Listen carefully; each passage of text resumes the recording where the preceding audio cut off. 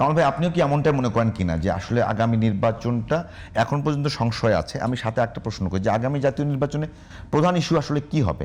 এখন পর্যন্ত আমরা যে কয়টা বিষয় দেখছি, আসলে কল্যাণের চাইতেও মানে ধর্মকেই সামনে আনার চেষ্টা করছে দুই দলই বেশি। এটা দেখেন, এগুলি প্রাথমিক এক ধরনের কমেন্ট, প্রতিপক্ষকে ঘায়েল করার জন্য এক ধরনের অভিযোগ, পাল্টা অভিযোগ করছে এবং অভিযোগ খণ্ডন, এটা দেখছি। ধর্মকে আনা হচ্ছে, সেখানে কিছু প্রতিশ্রুতি দেওয়া হচ্ছে, এটা করব, আমি হলে এটা করব, আমি কোনো বেকার রাখবো না। একবার বলতেছে, একজন বলছে বেকার ভাতা দেবো, সে বলতেছে না বেকার ভাতা কেন দেবো, বেকারই তো থাকবে না, সবাই কী করবো। তো এই ধরনের নানা ধরনের কথাবার্তা বলতেছে। এগুলো কতটুকু লজিক্যাল, কতটুকু বাস্তবসম্মত, কতটুকু বাস্তবায়নযোগ্য, এগুলো নিয়ে লম্বা আলোচনা চলতে পারে। হ্যাঁ, এগুলো সব ঠিক আছে, কিন্তু আমার কাছে কেন যেন মনে হয় প্রধান ইস্যু কি হবে তাহলে আগামী নির্বাচনে ভোটের ক্ষেত্রে ভোটারদের কাছে প্রধান ইস্যু হবে দুর্নীতি।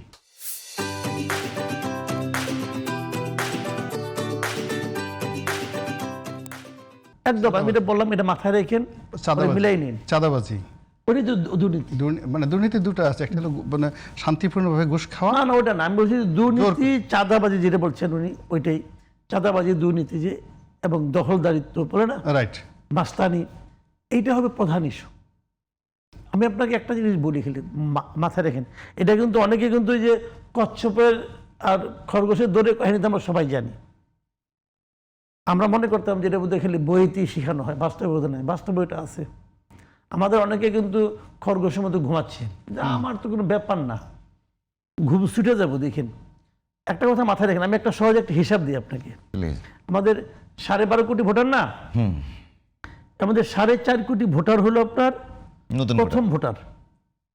মাথায় রেখেন, কিন্তু এরা জীবনে কখনো ভোট দেয় নাই।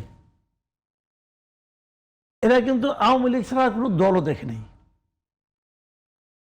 বিএনপিকে দেখছে সারাকে, বিএনপিকে দেখে না তো, বিএনপি খেলে পিছন দিক দিয়ে দেখছে, কারণ বিএনপি তো সারাক্ষণ খেলে দৌড়াচ্ছে, ওরা কিন্তু পিছন দিয়ে দেখতেছে, কেউ কেউ দৌড়ে যাচ্ছে, ওরা কিন্তু বিএনপিকে তারা বুঝে নাই কিন্তু। আর তারা জামাতকেও দেখে নাই, জামাত তো লুকিয়েছিল ওই 16 বছর। এদেরকে তো আর আওয়ামী লীগ যাকে দেখছে সে তো এখন নাই।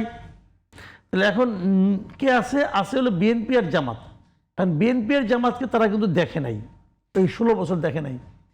এদেরকে তারা দেখতেছে 2024-এর 5ই আগস্টের পর থেকে।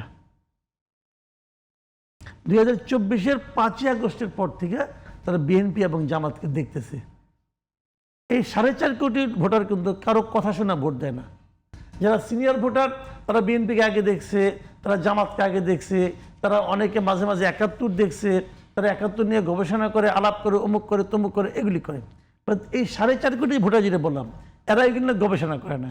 এরা করে কি, আমি সরাসরি কি দেখছি রে বলো, তুমি কি করো, কি করতে পারো, এটা আমাকে দেখাও।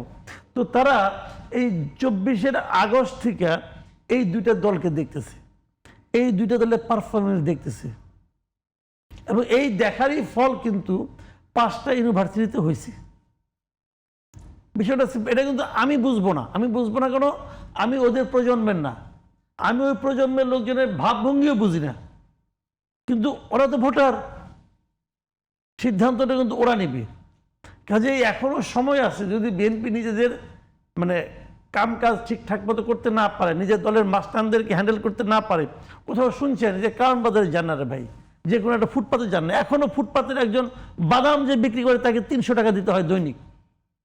মিরপুরে গিয়ে দেখেন, ফুটপাতের একজন বাদাম বিক্রেতাকে 300 টাকা দিতে হয়, তাকে আসতে করে জিজ্ঞাসা করেন ভোট কারে দিবে, সে আপনাকে শোনায় দিবে ভোট কারে দিবে।